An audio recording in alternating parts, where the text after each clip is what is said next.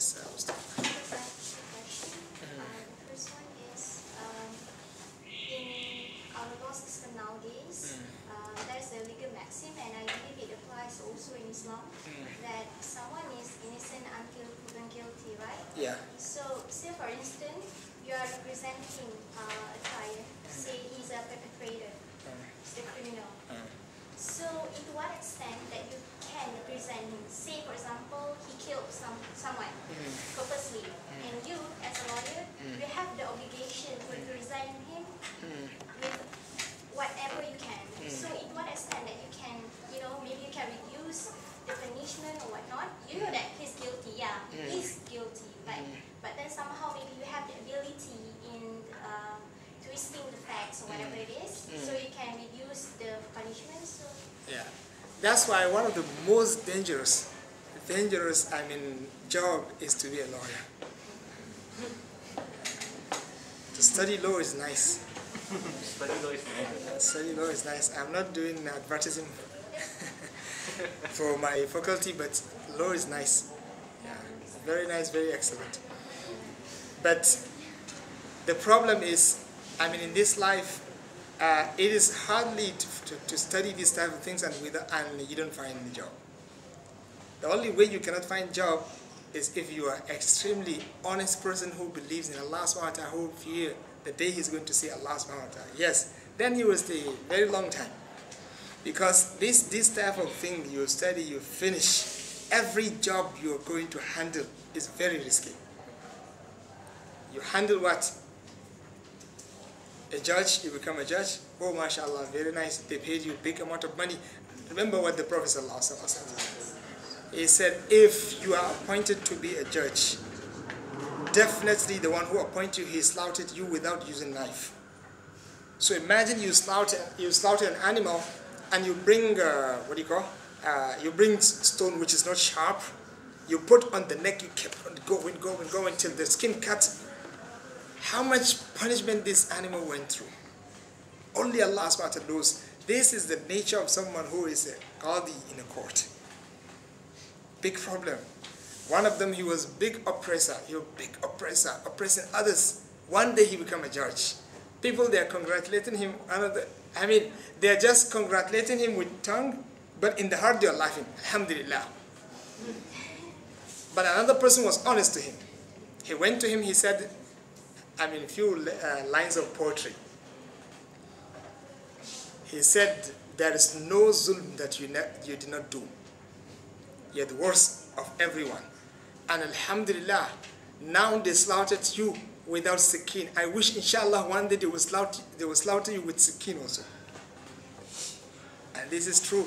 Now they slaughtered him without sikin, and the hereafter is coming because he's an oppressor.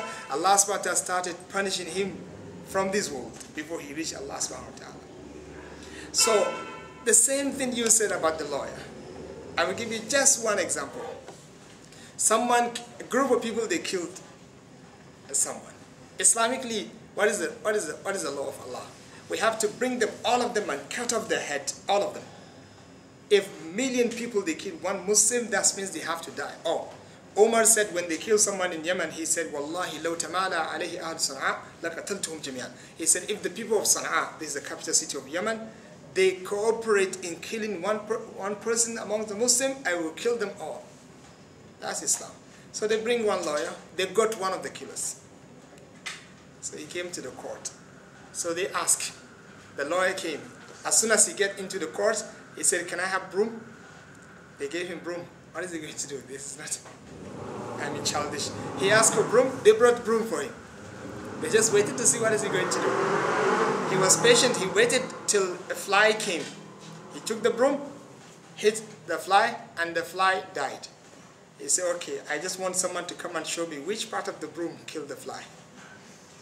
He said, of course, no one knows. He said, how can you bring this innocent person and then you were talking about it amongst like million people, he did the job. What makes you think that he's the one who did? And because of that, they were so bad, he won the case. That's so dangerous. So to be a lawyer is halal, no doubt about this. But you have to defend the truth. And this is what we will talk about next class, inshallah, when the Prophet ﷺ said, "Unsur akhaka zaliman aw mazluma." So someone asks you to come and be his lawyer. You go to the court. They ask him, "Did you do?" He said, "No." And they have facts and evidence that he did. So you have to support the evidence and the fact. Even though if you're going to lose the money, of course you will lose, but you have to support the fact. You cannot go with him. Because if you know that this is what Allah subhanahu wa ta'ala wants, and you were the reason why he got some leniency, you will get the same, punishment, if not worse, in the hereafter.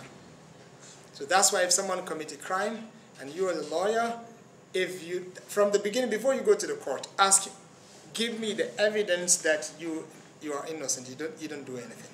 He has to provide. No evidence, brother, I can do it, go look for someone else. If you do, you're going to earn something little from this dunya, and the punishment from Allah subhanahu wa ta'ala is very high. That's why the Prophet sallallahu alaihi wasallam has said, you have to know that I'm just human being. I'm just human being judging between you. He said, I'm making judgment based on what appears to me. He said, if I give you the right of your brother, you have two options. Either you take or you reject. But you have to know that if you take something which is not yours, you are taking nothing but hellfire. So if you were the one who is supporting him to get this hellfire, that means both of you will be involved in the case. There is no way for you to be a lawyer in terms of reducing something which is fixed by Allah subhanahu wa ta'ala. You can be a lawyer in terms of something which is lenient. Like qisas, whereby Allah subhanahu wa ta'ala said you can either take the qisas, kill the guy, someone kill another person intentionally. You can be a lawyer in terms of asking forgiveness from the court so that they can resort to what? To the diya, or if they can forgive, they forgive. This one you can do it because Allah subhanahu wa ta'ala gives us chance.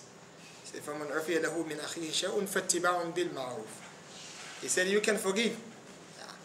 The family, they can say yes, we forgive. So in this case you can be a lawyer in terms of reducing the higher punishment. But it's something which is called had. Allah subhanahu wa ta'ala has something to say. He said this one is fixed, you cannot reduce it at all. You cannot even ask for it. Usama ibn Zayd did it once, and the Prophet ﷺ got very upset with him.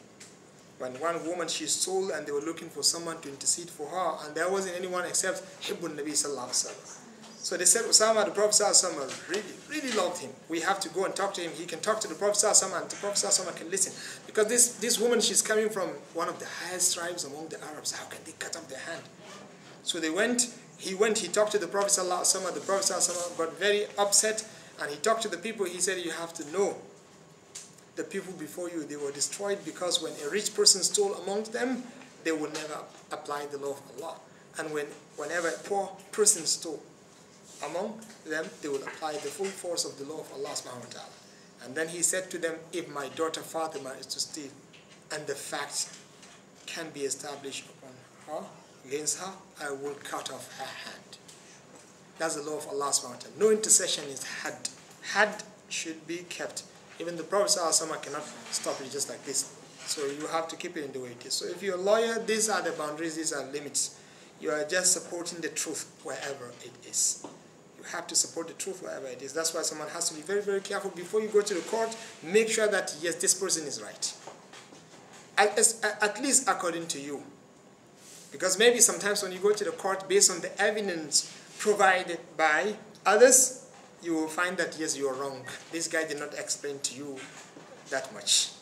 Then in this case, you just tell him, okay, I cannot continue. Apologize to him and go.